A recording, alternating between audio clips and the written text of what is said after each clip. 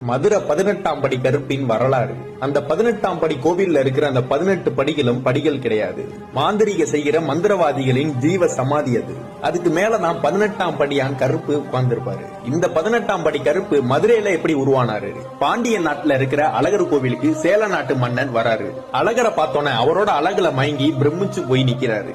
இந்த அழகரை எப்படியாச்சும் கடத்தி நம்ம நாட்டுக்கு கொண்டு வரணும்னு எவ்வளவோ திட்டம் போடுறாரு. அந்த சேல நாட்டுல உள்ளவங்கன்னா சொல்றாங்க அது ஒரு சக்தி வாய்ந்த சிலை, அது அவ்வளவு சீக்கிரம் கொண்டு வர முடியாதுன்னு. எப்படியாவது அந்த சிலையை எடுத்துட்டு வந்துடணும்னு 18 மந்திரவாதிகளை ஏற்பாடு பண்றாரு சேல நாட்டு அரசர். அந்த மந்திரவாதிகளும் சொல்றாங்க அந்த கடவுள் ரொம்ப சக்தி வாய்ந்தவர், மாந்திரிகம் தாந்திரிகம்னா செஞ்சுதான் அந்த சிலையை கட்டுப்படுத்தி எங்களால கொண்டு வர முடியும்னு சொல்றாங்க.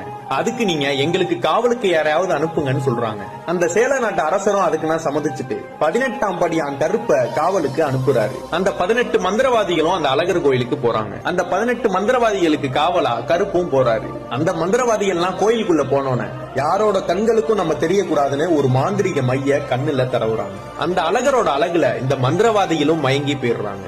இந்த 18 மந்திரவாதிகளும் உட்கார்ந்து மந்திரம் செய்து அந்த அழகரோட சக்திய கொஞ்சம் கொஞ்சமா எடுத்துக்கிட்டே இருக்காங்க. இது தினசரி நடந்து கொண்டே இருக்கிறது. அந்த அழகரோட முகப்பொலிவும் கொஞ்சம் கொஞ்சமா குறைஞ்சுக்கிட்டே வருது. இந்த 18ஆம் படி கருப்பும் அழகரை பார்க்கலாமேன்னு போறாரு. அவரும் அந்த அழகரை